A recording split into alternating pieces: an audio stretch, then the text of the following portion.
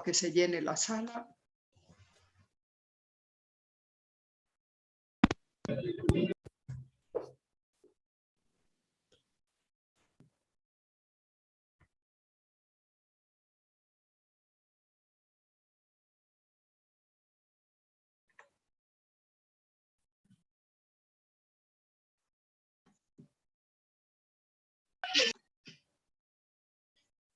Bueno, estáis 70, no parece que vaya a hacer falta el hacer otra conexión, se está cumpliendo lo que me imaginaba.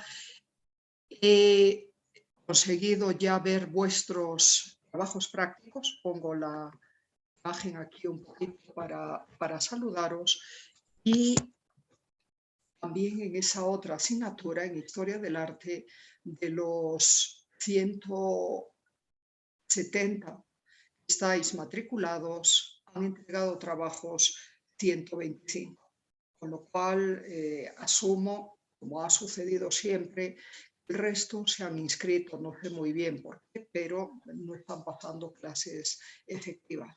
Y ya os dije también, después del primer parcial escrito, cuando tengáis que rendir cuentas de lo aprendido, de lo estudiado regularmente, veremos qué pasa.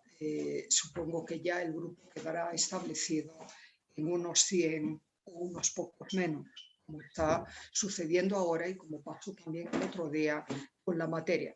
Ya sabéis, solo asistiendo en forma regular, prestando atención, tomando notas, tomando apuntes y luego repasando lo avanzado durante el día o por lo menos durante el fin de semana, os garantizáis el estar, digamos que razonablemente preparados para un examen. Y no es que sea una materia particularmente difícil, ni esta ni la otra, es lo que tiene que hacer todo estudiante. Si tenéis amigos en medicina o en derecho, preguntadles cómo estudian ellos y seguro que le tienen que dedicar más tiempo a esto. Aileen, tienes que apagar tu micrófono y tu cámara, por favor. Desactiva tu audio. Aileen. Perfecto. René, dime, ¿qué querías? Porque vamos a empezar enseguida la materia. Dime. René, estoy viendo con la mano levantada. Capaz de que la haya levantado por error y ni siquiera me esté escuchando. A eso me refiero con lo de prestar atención. Si os llamo y no podéis contestar, aunque sea por medio de una frase escrita, es que obviamente no estáis pendientes de la clase. Bueno, tratamos entonces esto, empezamos a compartir pantalla. Os recuerdo que el tema de hoy consiste en revisar aspectos del mundo artístico egipcio relacionados con la sociología del arte. Nos detendremos sobre todo en la función, en el propósito de esas obras, adelantando lo que dentro de unos meses veréis en Historia del Arte, y también hablaremos, acordaros que es el énfasis mayor que ponemos en este curso, hablaremos de la posición social de los artesanos y artistas y las relaciones con sus clientes y patronos. Ese es el tema de hoy. Espero que lo que vayáis a ver os interese y os sirva, insisto, de adelanto para lo que desde otro punto de vista, el estilístico, analizaremos en Historia del Arte. Y como veis, en Historia del Arte toca ir lento porque tengo que explicaros cuestiones técnicas, cuestiones estilísticas.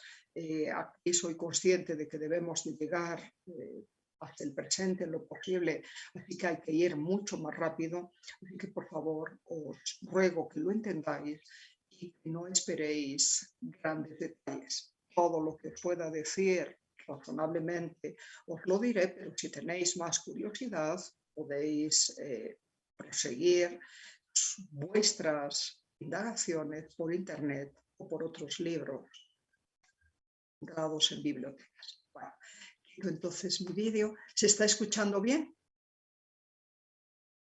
¿Se está escuchando bien? Se oye bien. Perfecto. Perfecto. Empezamos entonces. y voy a hacer alguna pregunta a manera de repaso. Por ejemplo, sobre esto. ¿De qué estábamos tratando en la última clase? ¿Alguien lo recuerda? Simplemente abrís el micrófono.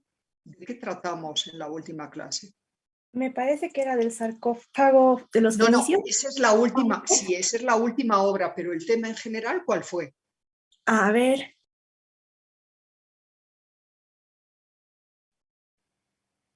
¿Alguien que le pueda ayudar?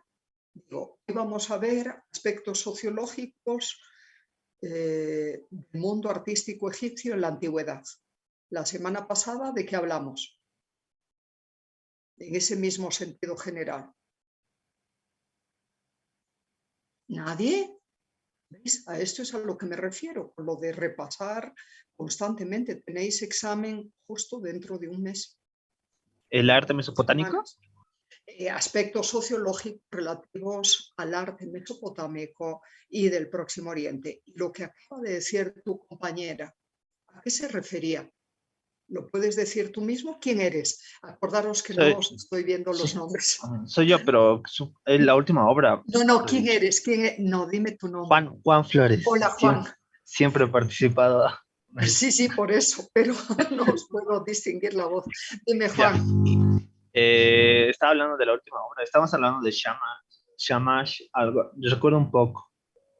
No, a ver, ¿cuál era el tema general al final? No, y esa no fue la Aspectos última. mesopotámicos. No fue ese el último tema. Ah, ¿Quién lo recuerda? ¿Por qué os ponía este sarcófago fenicio aquí? Era lo que decía tu compañera. ¿Por qué os lo estaba mostrando? ¿Alguien? Por favor. Hay mucho que ver hoy. es Si no, que nos va a recuerdo pasar que como dijiste ayer. que ponían en la tapa la cara del difunto, ¿no? No, pero ese no es No, la importancia. A ver, ¿cuál era sí, el último tema? es que el tema era que estaban hablando que hacían los encargos a los artesanos y que el rey o el sacerdote lo hacía los No, encargos, ese no ¿no? era el último, no, ese no era el último tema. No, Creo venga, que era de la función del arte que era funeraria y que ya habían encargos. y eso también, no, eso también hablamos un poquito, más vamos a hablar hoy, pero no era el último tema dentro del conjunto general que os traté, no era este. Cuando os empecé a poner estas obras encontradas en Nimrod, que fue una gran capital asiria, pero con este tipo de decoración, con este tipo de elementos, ¿de qué os estaba hablando? Nada. Es Tal uno vez de de los que temas, es uno de los temas que os van a entrar en el examen y vais a tener que meditarlo. de un desarrollo más amplio de la civilización y hay sacerdotes y es una sociedad más compleja, No no era sé. eso, no era eso. Venga. Una Sociología del última arte propuesta. mesopotámico. ¿Cómo? Sociología del arte No, mesopotámico. ese es el Del tema arte general. egipcio. arte egipcio. No, a ver, no, bueno. No era egipcio, solo tenía influencia de los egipcios. Corto, ahí lo teníais. No, os estaba hablando de cómo a través del comercio entre los distintos pueblos del Mediterráneo oriental, egipcios, asirios, sirios, cipriotas, fenicios también, ideas y fórmulas artísticas se trasladaron de un país a otro, de una cultura a otra. De hecho, os adelanté cómo en el transcurso del siglo VII antes de Cristo, el arte griego, que todavía no hemos estudiado ahora, se tiñó de influencias orientalizantes, al punto de que hablamos del estilo griego orientalizante, elementos que vienen del mundo asirio y también del mundo egipcio, que aunque está en África, en términos culturales y de áreas regionales, se integra también en lo que se ha considerado el mundo del Oriente, con sus, para los griegos o para los romanos, exóticas y fascinantes culturas. Y os decía que al igual hay unos pueblos que han desarrollado una marcada personalidad artística desde sus orígenes, como pasó con los sumerios en Mesopotamia o los egipcios en África, hubo otros pueblos que no brillaron precisamente en eso y que, dada su vocación eminentemente comercial, se dedicaron a integrar elementos procedentes de esas otras culturas en su propio arte. Un arte, entre comillas, con escasa personalidad, si por eso entendemos una diferencia marcada con el estilo artístico de otro pueblo vecino, de otro pueblo anterior o de otro pueblo con el que ellos se relacionen. Fue, como os decía, el caso de chipriotas, el caso de fenicios, el caso de cananeos, que sintieron hasta tal punto el deslumbramiento del arte, por un lado, de los mesopotámicos y por el otro lado, del arte egipcio, que desarrollaron un estilo artístico que podría calificar como de híbrido o marcadamente influido, insisto, por la estética de los otros. ¿Por qué lo hacen así y siendo pueblos dedicados al comercio? Porque entienden ese arte que ellos copian, y os hablé de falsificaciones y de todo eso, veo que os enterasteis, entienden ese arte, ese estilo que ellos copian, se vende bien en otras partes del Mediterráneo, atrae la atención, porque parece de gusto particularmente refinado y está hecho con materiales preciosos, lujosos. Y os daba el ejemplo de cómo conocemos pectorales, fenicios o chipriotas con el diseño de los collares egipcios matados en las cabezas del dios halcón Horus. Y no solo entre los fenicios se dio eso, también entre los asirios en el transcurso del siglo VIII y VII antes de Cristo hubo un marcado influjo egipcio. En parte quizás no solo a las relaciones comerciales que tenían con Egipto. Os dije que en época de Asurbanipal, cuyo relieve en el jardín, brindando con su esposa mientras de un árbol colgaba la cabeza del rey Tumán del Elam, cuyo ejército, decía, conquistó el norte de Egipto a mediados del siglo VII antes de Cristo. Así que sea por conquista militar o sea por relaciones diplomáticas, intercambios de presentes, de objetos, claro que también la gente en esa época viajaba y los más poderosos y ricos valoraban muchísimo el lujo, como sucede hoy todavía en las clases altas. El caso es que diseños propios de Egipto llegaron también al mundo asirio y se copiaron, como sucede con este marfil que estáis viendo aquí. Es una plaqueta que copia las poses y los rasgos del cara y demás del mundo egipcio, pero fue tallado ya.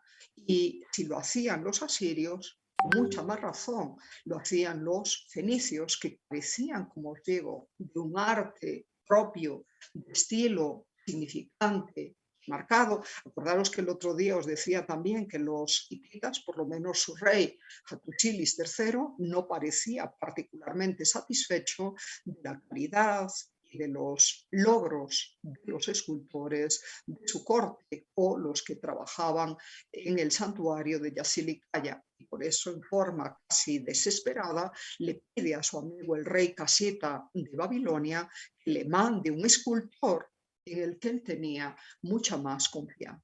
que recordad, la antigüedad nos da prueba también de la imitación de estilos de pueblos que tienen mayor poderío, mayor solera, mayor tradición, mayor prestigio, pero siempre a condición de que, os hago una pregunta muy básica, ¿se imita lo que se desprecia? ¿Se imita lo que no se valora? ¿O qué se imita normalmente? Si vosotros os peináis de una forma o de la otra, o si os vestís de una forma o de la otra, o si empezáis a hablar con un acento o con el otro, ¿por qué será? Sí, imita lo que admiras o lo que te gusta.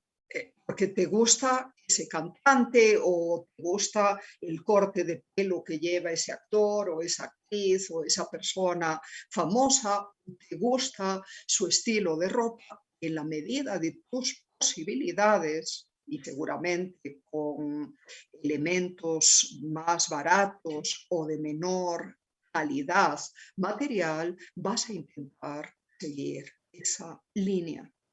Los seres humanos somos así. Hay personas a las que parece que no les importa lo que el mundo opine de ellas y hay otras que para sentirse reforzadas en su personalidad necesitan ser parte de un grupo y necesitan tener los comportamientos de ese grupo para sentirse distintos a los otros grupos en medio de una ciudad, de un pueblo, de un mundo social mucho más amplio. Por eso también se habla de tribus urbanas y tal. Y hay otras personas que buscan justamente destacarse de los demás, imitando modas o estilos raras en su propio ambiente, tomadas de elementos foráneos. Somos muy complejos los humanos, pero en general, y lo habréis experimentado vosotros mismos, nadie imita lo que desprecia, nadie sigue lo que detesta. Si lo vas a imitar o si lo vas a seguir es porque te gusta o porque para ti significa algo. Cuando se hacen falsificaciones en el mundo de la industria actual, se falsifican ¿qué? Los bolsos de lujo, los zapatos de lujo, los perfumes de lujo y no sé qué, de la marca o de la otra, quienes falsifican eso y se dedican al comercio de eso saben que tienen buena venta, porque tienen un plus, un añadido que es importantísimo en el mundo del arte también y sin el cual no se entenderían los precios alocados de las subastas artísticas actuales, que es el prestigio. Muchas veces vende más el nombre, todo lo que asociamos a una firma artística o a una firma comercial que el aspecto particular de esta obra que algunos están comprando a precios exorbitantes. ¿Te das cuenta? Bueno, pues precedentes para todo esto y por eso es un fenómeno sociológico y artístico, tiene que ver con el gusto, tiene que ver con el mundo de la moda y esos son problemas que interesan mucho a la sociología del arte, los tenemos ya en estos pueblos antiguos, pueblos de poca tradición artística que no llegaron a desarrollar un estilo propio, pero que entendieron las ventajas que había en imitar los estilos artísticos de los países poderosos, fundamentalmente Asiria y fundamentalmente Egipto, por toda su tradición cultural en los siglos o milenios pasados. Y el resultado lo estáis viendo aquí y lo estáis, acceso marfil asirio, como os digo, marcado en flujo egipcio, igual que este otro, también encontrado ahí en Nimrod, con influjo egipcio, particularmente en el tratamiento del fondo, con todas estas preciosas flores de loto rellenadas de pasta azul. Los egipcios desarrollaron ya la pasta vítrea a 100.000 a.C. en el Imperio Medio y lo volvéis a encontrar, este sarcófago fenicio encontrado en unas excavaciones de Cádiz que es la provincia que está más al sur de España, pero que fue justamente colonia fenicia también allá por el siglo VII antes de Cristo. Y en los tiempos posteriores, hasta que toda España a su vez fue conquistada. Bueno, primero en parte ocupada por los cartagineses del norte de África, que tenían influjos y relaciones con los fenicios ellos también, y luego ya lo sabéis por los romanos. En España, lo que hoy es España, ha habido colonias griegas, colonias fenicias, colonias cartaginesas en la antigüedad, aparte de los pueblos autóctonos que había, antes de que a su vez todos esos pueblos fueran conquistados por las legiones del ejército romano, ya desde el tiempo republicano.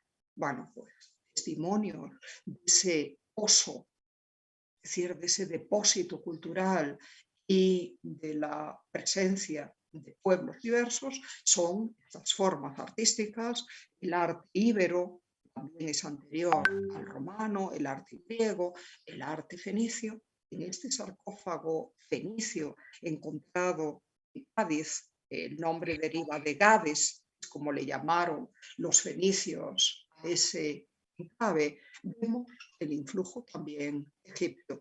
La forma del sarcófago, el sarcófago se ajusta al aspecto de una momia.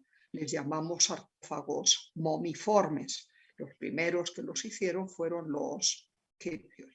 Pero al tiempo que imita el diseño del sarcófago egipcio en lo que es el cuerpo del sarcófago, el cajón del sarcófago, la tapa, en el tratamiento del rostro, para nada se ve el influjo egipcio, sino más bien el influjo griego, también pesa sobre este arte fenicio. Y para que veáis, ese no es el único caso, quería terminar la clase, era la que me quedaba pendiente la semana pasada, pero bueno, así me ha hecho haceros repasar todo esto, darme cuenta de que algunos habéis estado un poquito despistados, eso que sois los que habéis hablado. Los que no han hablado seguro que se han enterado de mucho menos que vosotros. Así que, por favor, no os sintáis cernidos ni ofendidos por nada de esto. Solo es una advertencia de que tenéis que ir tomando notas, ir viendo los distintos puntos a tratar y meditar sobre ellos después de la clase. Pero os decía, por lo menos así he visto que esa parte no había quedado bien entendida, no se había escuchado, y entonces os digo que en esta otra obra, que se responde a la entrada del salón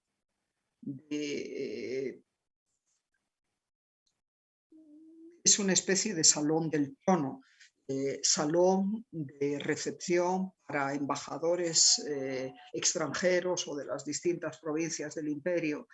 Fue la apadana, se llama en persa así, del Palacio Real de Persépolis, tanto en el diseño de los toros guardianes de la entrada como en el diseño de las columnas. Veis ahí al fondo, se advierten muy bien las influencias, las deudas, es decir, los préstamos, lo debido al arte asirio, al arte babilonio, pero también al arte egipcio y al arte griego. Porque sucedió, los persas, habiendo sido un pueblo nómada de las estepas del actual Irán, antes de constituirse en reino, igual que le había pasado a los escitas o a los medos, sus vecinos, y con los que se coaligaron a partir de Ciro, integrando un único imperio a partir del 540 a.C. más o menos, ese pueblo persa de la dinastía Aqueménida, y por eso hablamos de arte persa, Aqueménida, etcétera, antes de constituirse en imperio, y antes de expandirse por todo el territorio, no solo de Mesopotamia, sino del Próximo Oriente, y de pretender conquistar Grecia, y de invadir también el norte del Egipto, y han crecido de una tradición artística propia. Los pueblos nómadas son pueblos que viven en campamento, acostumbrados a trasladarse de un lugar a otro, y por lo tanto, en cuanto a arte, se especializan por lo que llamamos el ajuar nómada, objetos de pequeño tamaño, pero repujados o elaborados en oro, en plata, que sirven para distinguir, para prestigiar, para adornar las vestimentas o los brazos y los pectorales y demás de los jefes, y para adornar también trabajos de repujado de cuero, normalmente las sillas de los caballos, las bridas, etc. Pero la calidad, la condición, más que la calidad, para que me entendáis bien, del arte nómada es su transportabilidad, su carácter mobiliar y el estar constituidos con piezas pequeñas que pueden ser de alto valor, pero de poco peso, que puedan llevar, que puedan trasladar de un lado a otro. Un pueblo nómada nunca va a tener una gran arquitectura en piedra, ni mucho menos una escultura en piedra como esta que estáis viendo aquí. Así que cuando finalmente los persas quedaron constituidos como la principal potencia militar en las tierras del Próximo y del Medio Oriente, y se lanzaron a conquistar a todos los pueblos vecinos, empezando justamente por los de la Mesopotamia, se vieron en la obligación de desarrollar un arte como elemento de prestigio, los distinguiera, los identificara, para desarrollar ese arte monumental, arquitectónico y escultórico, no tuvieron más remedio que tomar elementos prestados de todos los pueblos conquistados por ellos. ¿Os dais cuenta? Es como el revés de esa irradiación cultural de las potencias principales de las que os hablaba antes. Si uno es consciente de su pobreza en tradiciones artísticas, de que no tiene mucho que ofrecer o con lo que impresionar a los demás, ya que ha conquistado y se ha hecho con esas tierras y con el dominio de esas gentes, va a poner a su servicio a trabajadores, a artesanos procedentes de todos esos pueblos que han aprendido un oficio, que dominan determinadas técnicas, que tienen asimilada la manera de tratar la figura humana de tal forma o de tal otra, o de construir las columnas de tal manera, de tal otra, y con todas esas aportaciones diversas de pueblos diferentes se acaba creando un estilo fascinantemente original y propio, pero precisamente porque en él se integra todo lo previo. ¿Queda entendida, por favor, esta idea? Como también porque para la formación artística también es significativo, creo, os puede ayudar a entender que uno puede crearse su propio origen a base de integrar elementos de otros artistas o de otros estilos admirados, pero volviéndolos propios, sin ser una mera copia, sin ser una mera repetición de lo demás. El que conoce el otro arte, conoce el arte nuevo, se da cuenta que esto viene de aquí y esto viene de allá, pero al mismo tiempo se da cuenta de que en su conjunto eso que está viendo no puede ser ni un Picasso, ni un Matisse, ni un Kandinsky, ni un Malevich, ni un Henry Moore, ni una Marina Núñez del Prado, quien sea que os esté influyendo. Ahí es donde está el quiz de la personalidad artística. Aceptar lo que uno admira del otro, lo que uno ha asimilado del otro, pero hasta el punto de volverlo propio y volverlo distintivo y volverlo reconocible y al mismo tiempo hacerlo diferente de lo anterior, de donde deriva.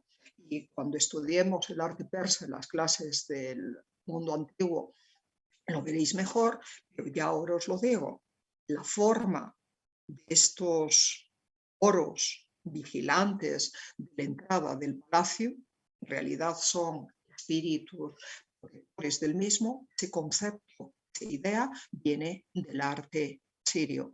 Lo había desarrollado en la época del Imperio Nuevo, desde el siglo IX hasta el siglo VII, cuyo final cayó derrumbado por conquista militar ese mismo orgulloso imperio asirio.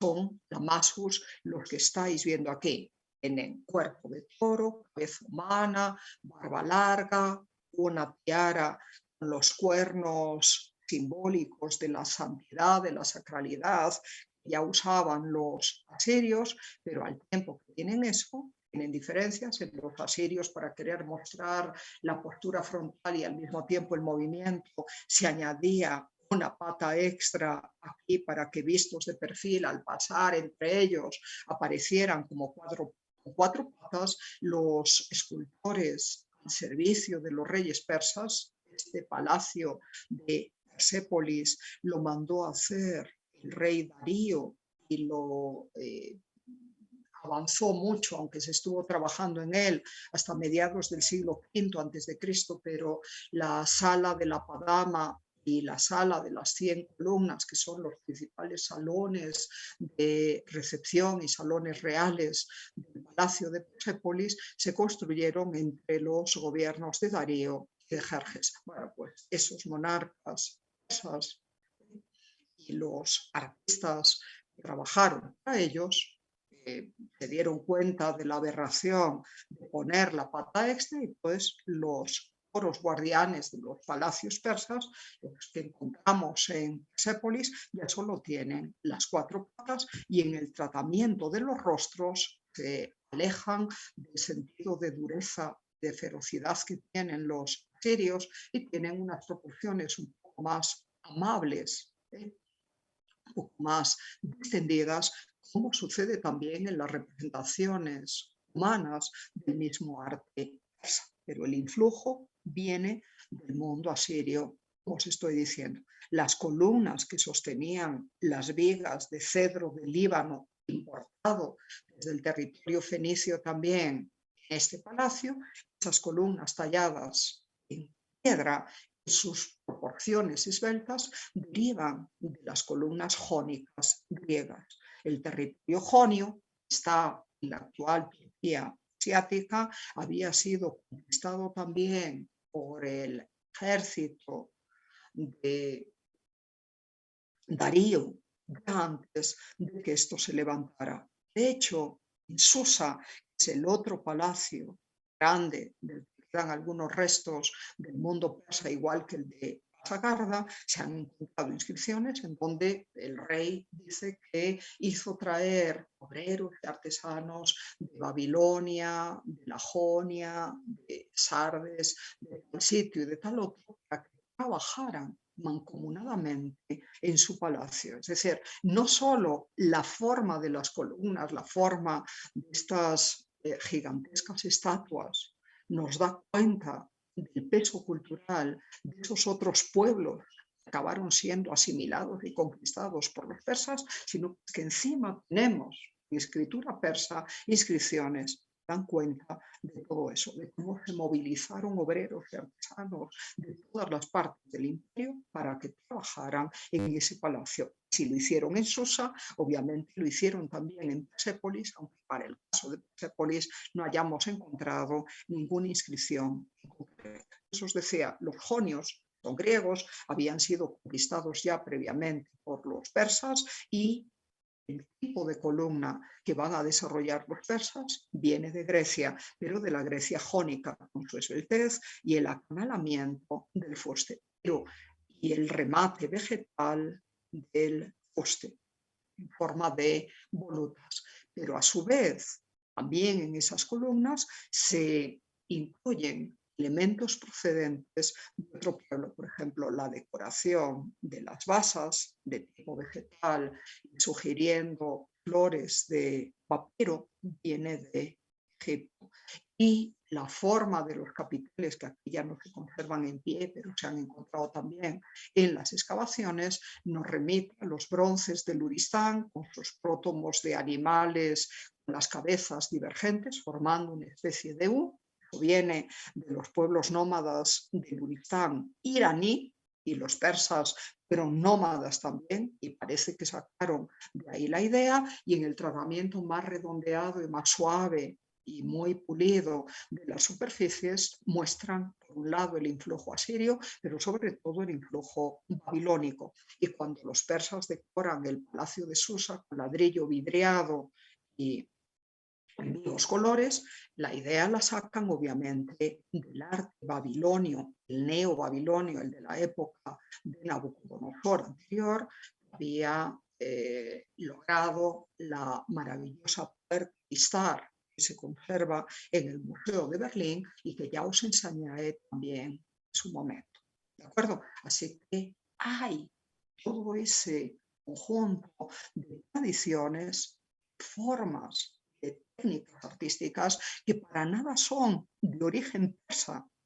Los persas, antes de conquistar Media Asia, no tenían idea de nada de eso, pero tuvieron la inteligencia de admirar las formas de los pueblos vencidos por ellos, de darse cuenta de que les podían servir para prestigiarse, y es combinándolas, integrándolas, logran todo esto. Y os aseguro que el palacio de Persépolis no se confunde para nada ni con un palacio meda, de donde sacan la idea de los salones hipóstilos, es decir, techos soportados por columnas. Parece que viene de ahí. Las construcciones hipóstilas también fueron características del mundo egipcio, sus templos, en las salas principales, ya lo veremos también en su época, de que sacan las ideas de ahí, las combinan, como digo, con ideas, con fórmulas artísticas y con técnicas artísticas de Babilonia o de Asiria o de la Grecia jónica, para tener este resultado. Es como un mestizaje cultural absoluto. Es una forma fascinante de hibridación artística, pero a través de esa hibridación sale un estilo original y exclusivamente persa. Meditad también esto, porque creo que es una gran lección del pasado. A veces hay que hacer de la necesidad virtud. Si uno no tiene mucho que aportar por su propia tradición o por su formación, por lo menos viene bien que se dé cuenta de todo ello, y que si puede aprender de los otros y puede integrar elementos de los otros, pero asimilados, no meramente copiados, para crear algo propio, lo haga, porque siempre tendrá algo que ofrecer a los demás de esa manera. Es lo que nos enseña justamente este arte persa aqueménida. Que recordad, influjos entre distintos pueblos y culturas, unas veces por comercio, otras veces por conquista, pero que se ven reflejados en el arte desarrollado a la par. Pasemos entonces, entendida esa idea, por favor. Da un minuto apenas para cortar, tenemos que seguir con la clase. ¿Entendéis esto? No se os va a olvidar para cuando el próximo día os pregunte los temas abordados en la clase previa. ¿Entendido? Perdón. Sí.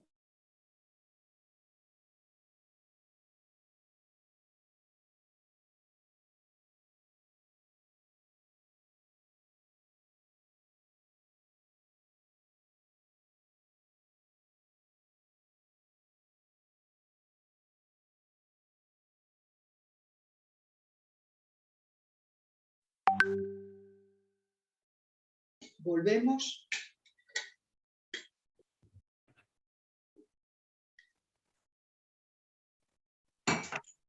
Estamos un poquito atrasados, pero por lo menos confío que el repaso os haya servido para algo. Entramos entonces ahora propiamente en el arte egipcio. Bueno, ese arte asimilado parcialmente por los persas en el palacio de Persépolis, del que os hablaba antes, tenía para entonces ya un larguísimo recorrido. Pensad que el palacio de Persépolis se levantó alrededor del 518 antes de Cristo en adelante, hasta el 450. Para entonces ya la cultura egipcia llevaba 3 milenios de desarrollo. Es una de las más antiguas de la Tierra, surgió prácticamente al mismo tiempo que la Sumeria, en una zona fértil para la agricultura y regada por un río. En el caso de Mesopotamia, ya sabéis, es la tierra de los ríos Éufrates y Tigris. En el caso de Egipto, como dijo el historiador griego Heródoto ya en el siglo V a.C., Egipto es un don del Nilo.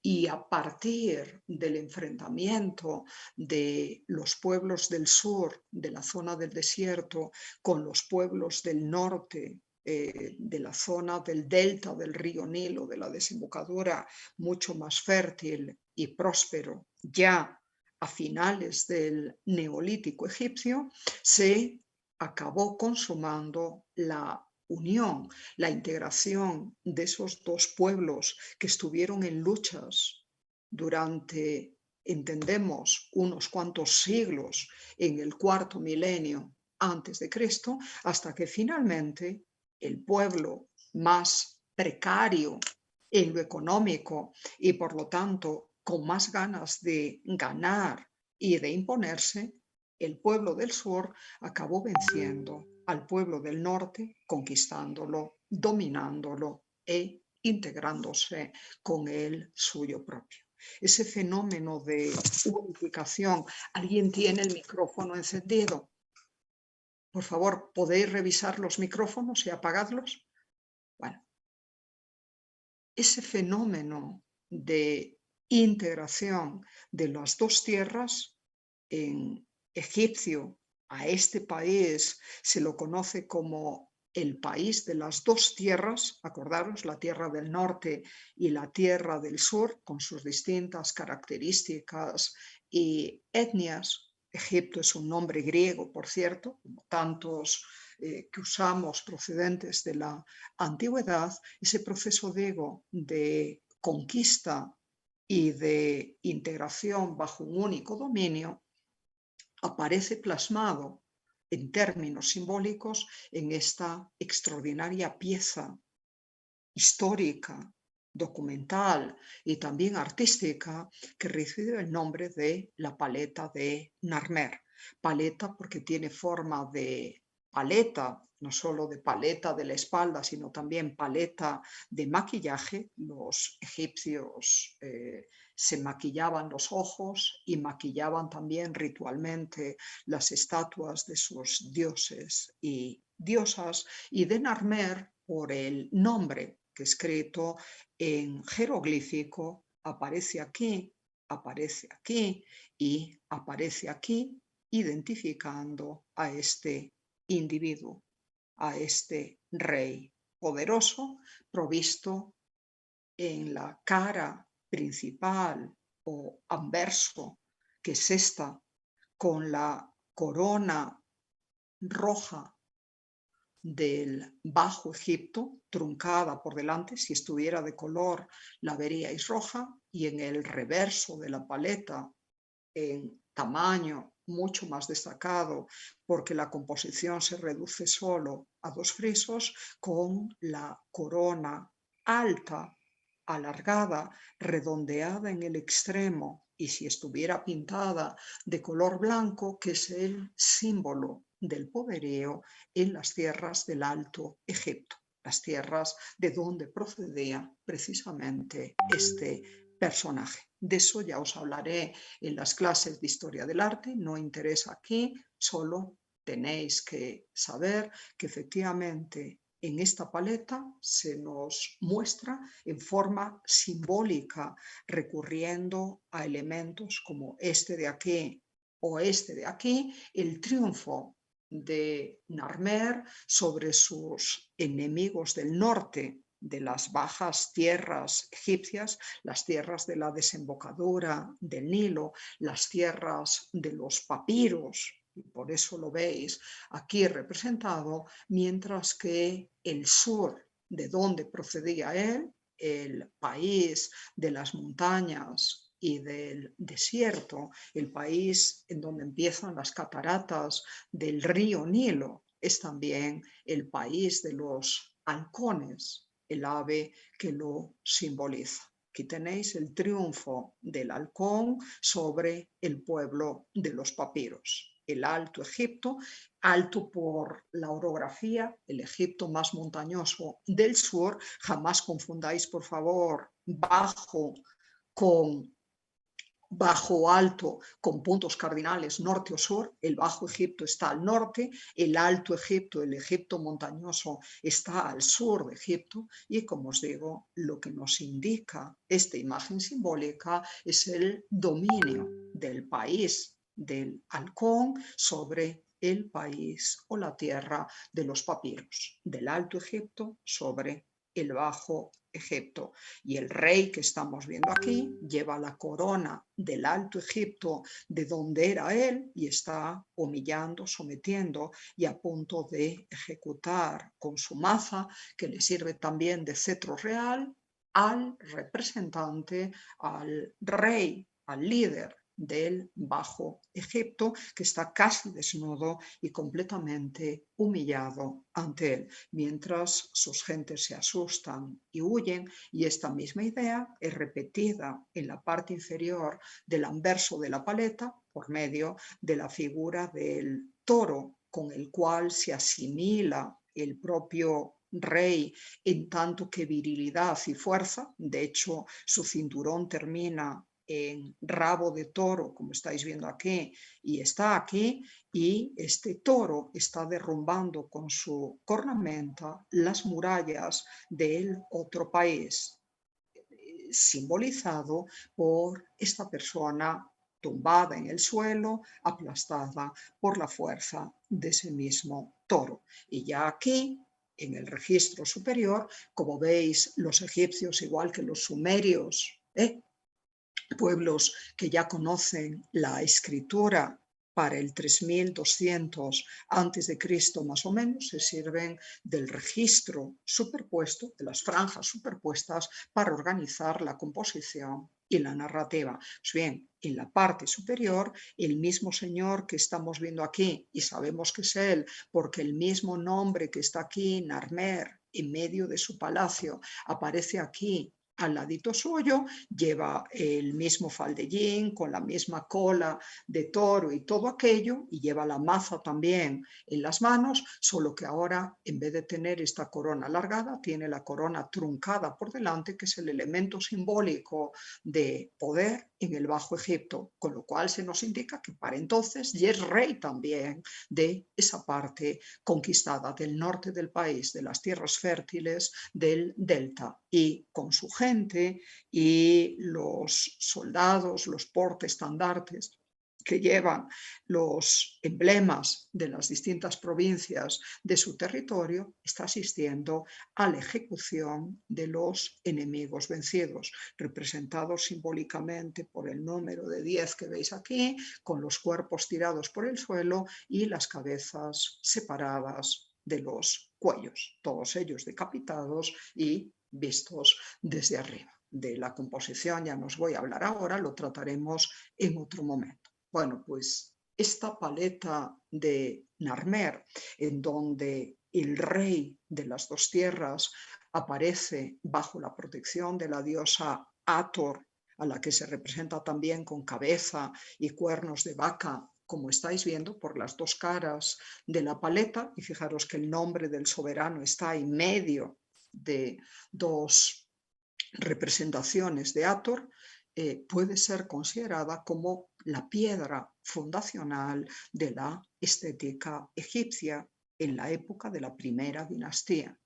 hacia el 3100 o como muy tarde el 3000 antes de Cristo, y la manera de tratar los cuerpos de los personajes, la perspectiva jerárquica que veis aquí, el hecho de que la cabeza aparezca de perfil, los hombros de frente, los brazos y las piernas de perfil, desde este tiempo se seguirá repitiendo a lo largo de la historia egipcia en sus tres distintos periodos de gloria, el imperio antiguo, el imperio medio y el imperio nuevo, y todavía se mantendrá en la baja época, en el periodo ya de decadencia política de Egipto, en el primer milenio antes de Cristo, cuando empezó siendo conquistado en parte primero por los vecinos libios y luego por los nubios del sur, del actual Sudán, y luego por los asirios, como os decía el otro día, y luego por los persas,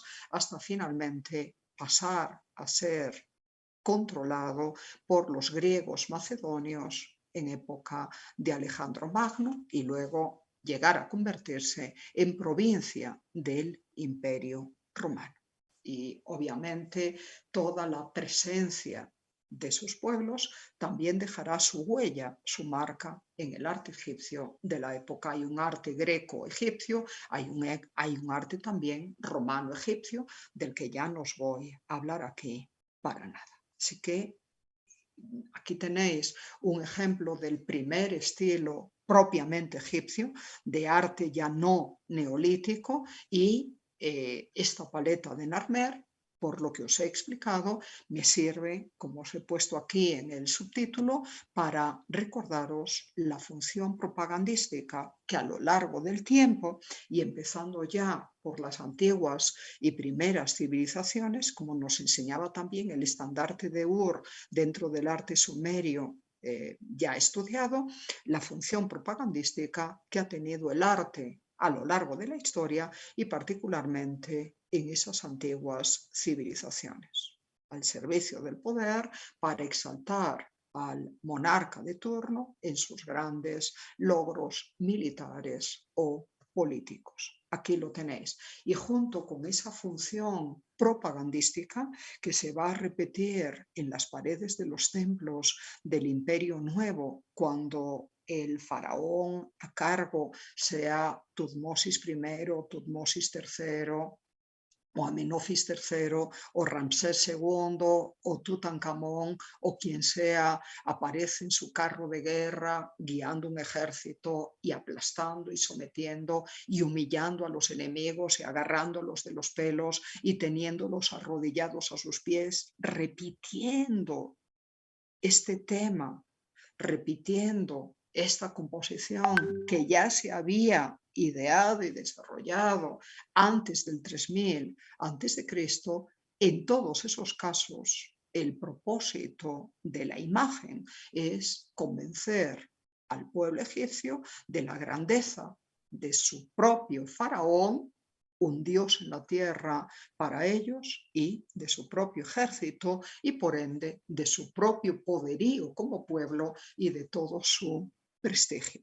Recordad que ha sido esta una de las funciones más destacadas de la imagen y por ende del arte a lo largo de todo el tiempo. Pretender convencer a una población de una determinada idea. Lo vemos hoy en la guerra de Ucrania, en la propaganda rusa al decir que ellos no han matado a la gente de Bursha, etcétera, etcétera, a pesar de que los drones, por fortuna, enseñan que los cadáveres estaban ahí en las carreteras cuando ya estaban los soldados rusos ocupando esa ciudad en concreto, pero Ya lo sabéis, las imágenes, y más todavía hoy, se pueden tergiversar, se pueden montar, se pueden falsear, y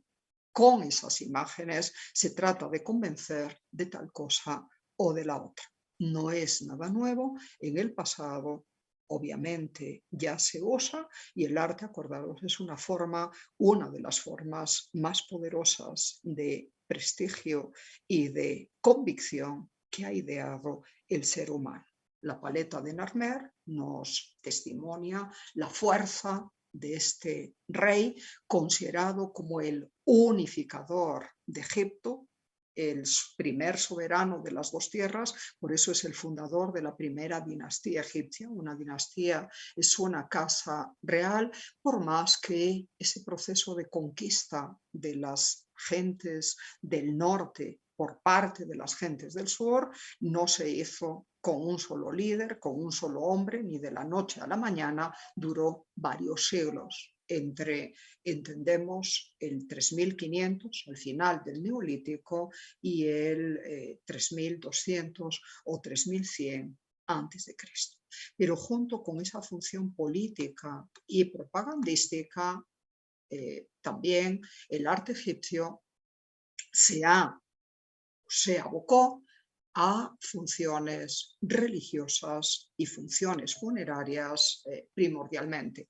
Por supuesto que reyes como Narmer o como Ramsés o como Tutankamón tuvieron sus propios palacios, pero lo que la arqueología nos enseña es que los palacios mortales de los faraones egipcios fueron construcciones bastante más humildes que lo que fueron sus tumbas y sus templos.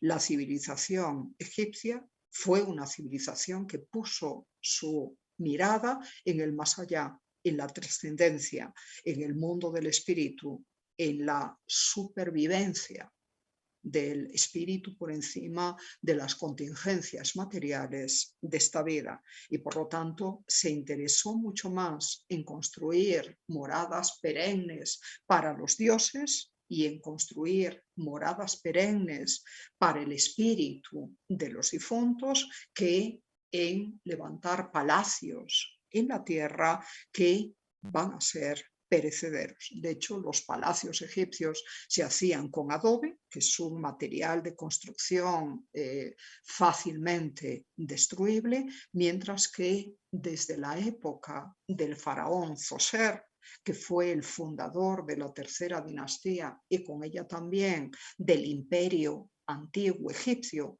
allá por el 2700 a.C.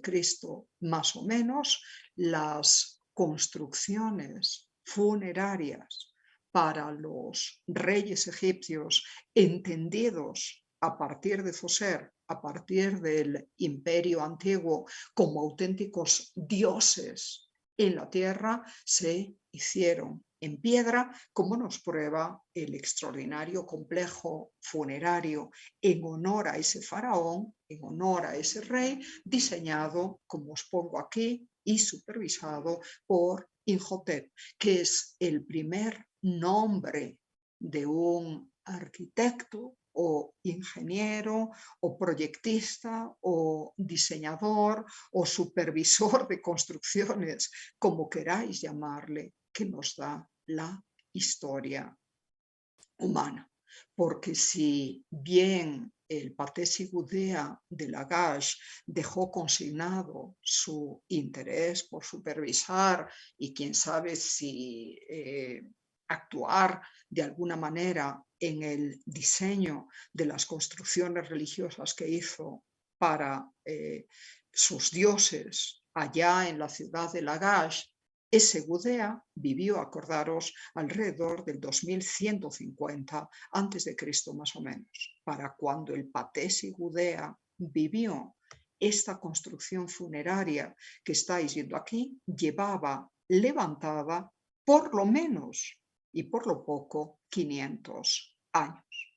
Por eso os decía que quien se encargó de diseñarla y de supervisarla, Imhotep, pasa por ser el primer arquitecto de nombre conocido de toda la historia humana y, por ende, el primer nombre que podemos asociar a la creación artística concreta. De todo lo anterior no tenemos ni idea de quiénes fueron los que lo crearon. No podemos dar el nombre de ningún escultor o ceramista neolítico, de ningún arquitecto. Ayer os enseñaba las construcciones aparentemente religiosas de Göbekli Tepe en Turquía, del 9º milenio antes de Cristo. No tenemos ni idea de quién diseñó eso, pero sí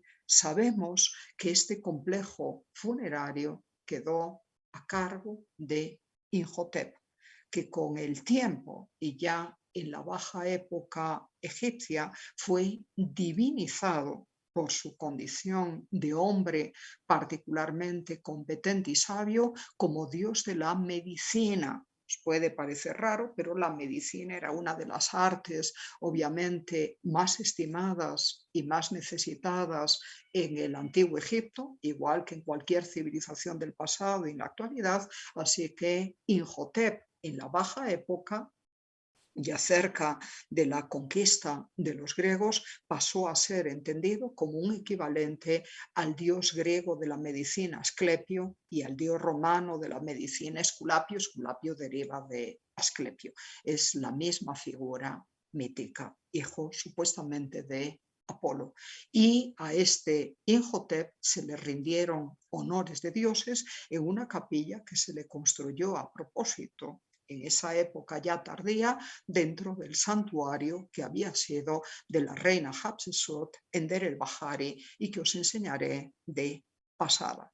Y a Imhotep, como os digo, se lo menciona como el primer arquitecto de nombre conocido en una larga lista de arquitectos que también se escribió en la baja época y en donde se hace remontar el oficio de la construcción en piedra precisamente a su persona, porque antes de Imhotep las viviendas egipcias, los templos que hacían para sus dioses y también sus tumbas eran de adobe y con recurso también a las cañas. Acordaros que por el fértil valle del río Nilo y del delta, Egipto es un territorio de cañaverales, entonces con cañas y con barro y con adobes se hacían las construcciones egipcias hasta la época de Imhotep. Imhotep sabemos además que fue gran canciller del rey Zoser. Era como el equivalente a un primer ministro. Era la persona que gozaba de la total confianza del rey. Tenía primordialmente funciones políticas. También sabemos que fue sacerdote, es un cargo honorario en el templo dedicado al dios Ra, allá en lo que los griegos luego llamaron Heliópolis, la ciudad del sol, cerca de Menfis. Era una persona de enorme prestigio. Formaba parte de la nobleza egipcia de la época. No sabemos si llegó a ser príncipe o hijo de algún o estaba emparentado con la familia real, pero el caso es que, como os digo, era el canciller del Alto y del Bajo Egipto. Y a una persona de tal poderío y con tales competencias, el rey Zoser le encargó que diseñara y supervisara la construcción de su propia tumba. El resultado fue asombroso porque no tenéis por qué saberlo, la tumba es la principal preocupación de los egipcios y sobre todo de los egipcios poderosos, de los egipcios de la realeza y de la nobleza ya desde el tiempo del Imperio Antiguo, porque debe de preservar la integridad de su cuerpo para que, conforme a sus creencias religiosas, el espíritu o doble vital de la persona pueda vivir para siempre. Y se haga inmortal de alguna manera, así que ya se hacían tumbas en forma de construcciones con adobe y amontonando piedras por encima del pozo bajo el cual se dejaba el cuerpo del difunto desde la primera dinastía. Y a esas tumbas, con el techo prácticamente plano, los árabes posteriores de la conquista medieval les llamaron mastabas. Es una palabra de origen árabe, quiere decir banco de piedra. Y siguiendo esa tradición, Imhotep diseñó para su señor Zoser una primera mastaba, esta plataforma plana que estáis viendo aquí sobre el pozo, en el fondo del cual estaba la cámara funeraria, a unos 26 metros de profundidad bajo tierra. Eso fue lo primero que se hizo. Eso era lo que se hacía normalmente en ese tiempo. Pero como parece que Imhotep tuvo la previsión de empezar a supervisar la tumba de su rey tan pronto éste accedió al trono, y como Zoser vivió y gobernó Egipto muchos años, encima de la primera mastaba decidió, y esto fue algo nuevo, ordenar a su gente que construyeran una segunda mastaba, una segunda plataforma también íntegramente de piedra y maciza, como este corte transversal os sugiere. Y encima de la segunda plataforma poner una tercera y poner una cuarta.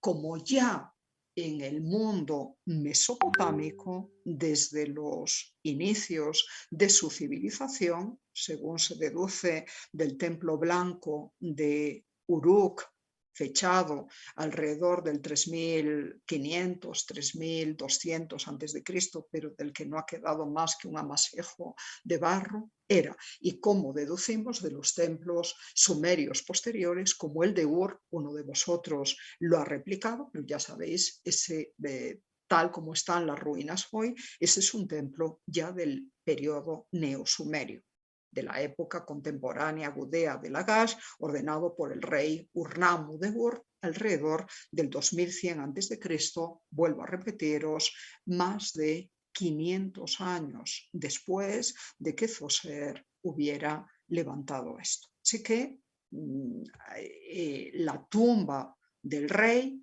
tiene por primera vez en toda la historia humana el aspecto de una pirámide escalonada, como aquí estáis viendo, en un principio con 4 plataformas, estas que os he señalado.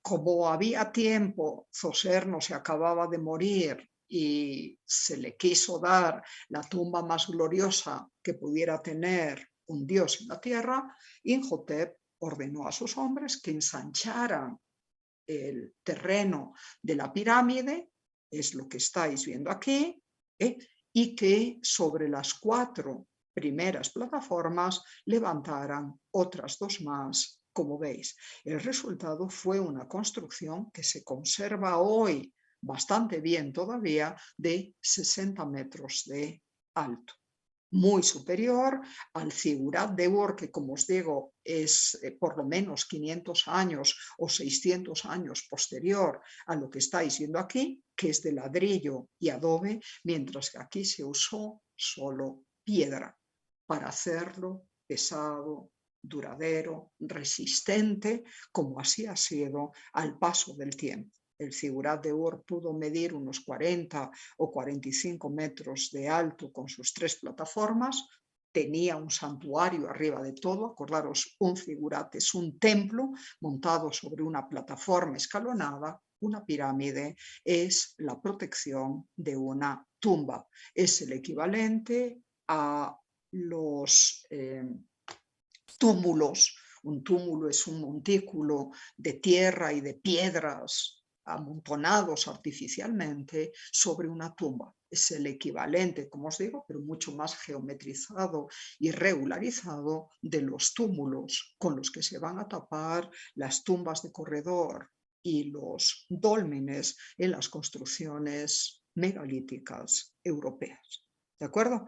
Y son obras más o menos contemporáneas, pero esta pirámide llega a ser más antigua que muchos de los dólmenes del continente europeo y es más antigua, por cierto, que el Cronlees de Stonehenge, que a lo mejor conocéis y que os enseñé el otro día en la clase de Sociología del Arte. Se estaba levantando alrededor del 2700 cuando en Stonehenge estaban cavando el círculo de 100 metros de diámetro, pero todavía sin poner dentro ninguna piedra. Pero con que ya Imhotep hubiera diseñado esta pirámide, merecería estar en los anales de la historia de la arquitectura, pero fue mucho más lejos. Junto con la pirámide mandó construir un templo funerario mirando hacia el este, para rendirle homenaje y culto a su señor cuando se muriera ahí, y pretendió también evocar simbólicamente sus palacios y las tierras que gobernaba, construyendo lo que aquí estáis viendo con el Palacio del Norte y el Palacio del Sur y el patio jubilar para el Festival Seth, ya no os voy a hablar de eso, que servía cada cierto tiempo para revigorizar las fuerzas del faraón y que así pudiera seguir gobernando sabiamente a su pueblo. Y rodeó todo esto de una muralla de unos, creo recordar, cerca de 14 metros, una cosa así, en cualquier caso son más de 10 metros de alto, íntegramente de piedra, como todo lo demás. Era la primera vez que se construía con piedra en Egipto. Como os digo, los palacios eran de adobes y de cañas y por eso los diseños desarrollados en las semicolumnas adosadas a la pared, en esta muralla y en los falsos palacios, y les llamamos falsos porque están rellenados de piedra en el interior, no son habitables, son palacios para el espíritu. Solo el espíritu que puede atravesar la materia puede vivir en ellos. Bueno, pues los diseños están inspirados en lo que podrían ser los haces de cañas, con sus distintos su fasciculado, su tratamiento en haces de la arquitectura lígnea egipcia, solo que ahora traspasados a piedra. Y aquí se crearon diseños que pasarán a la posterior historia de la arquitectura religiosa y también funeraria egipcia.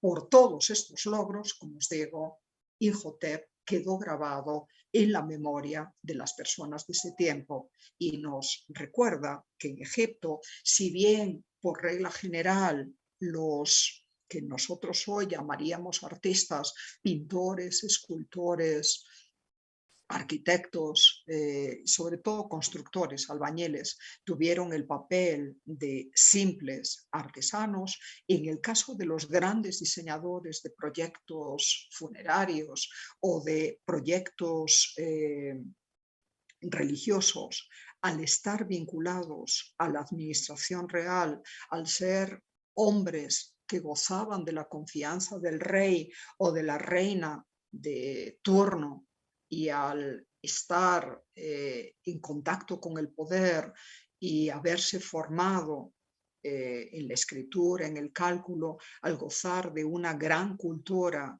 y tener competencia para los números, para los cálculos, esos arquitectos fueron recordados. En algunos casos sus nombres aparecen en algunos documentos. No hablaríamos de Imhotep si no supiéramos, si su nombre no estuviera grabado, si los jeroglíficos de el-Bahari no nos hablaran de él, si otros documentos ligados a la historia de la arquitectura no los mencionaran tampoco. Y, como os digo, esos arquitectos de especiales conocimientos y competencia y que contaban con la confianza del rey y que podían ser parte de su propia familia, nos han dejado sus nombres en algunos casos, a diferencia de lo que sucedió con el mundo mesopotámico, en donde no se nombra a ninguno de ellos. Acordaros, el arquitecto queda completamente solapado,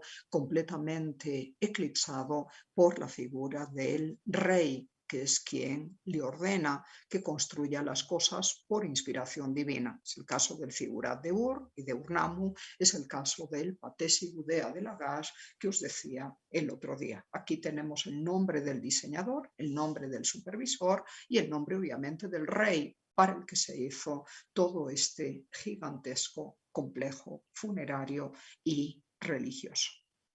No estamos seguros de quienes diseñaron las pirámides que por imitación y regularización y perfeccionamiento de la escalonada de Saqqara, esto se levantó en la localidad de Saqqara, no os lo puse aquí, se escribe con doble Q, o por lo menos en la transcripción con una Q, a veces lo vais a ver con una K, pero Saqqara con S al inicio, pues bien, siguiendo este ejemplo ideado para el primer faraón de la tercera dinastía, los faraones de la cuarta dinastía, empezando por Snefru, que fue el padre de Keops y por lo tanto un pariente también de Kefren y de Micerinos, estos reyes egipcios ya de la cuarta dinastía entre el 2550 aproximadamente o un poquito antes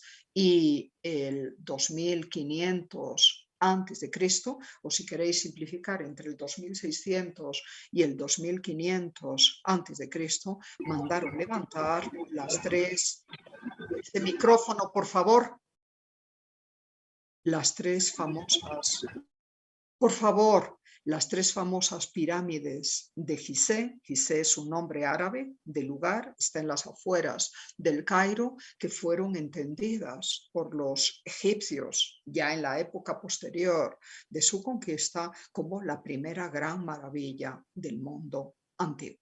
La pirámide de Keops es mucho más alta que esta. Esta mide 60 metros de alto. La de Keops, cuando estuvo completa, medía cerca de 140 metros de alto, más del doble de todo esto y con unas caras prácticamente lisas por el revestimiento de piedra caliza bien pulida que se le puso encima y que se perdió con el paso del tiempo. Bueno, pues no sabemos en concreto los nombres de los arquitectos de esas pirámides, aunque suponemos que fueron príncipes de la casa real, versados en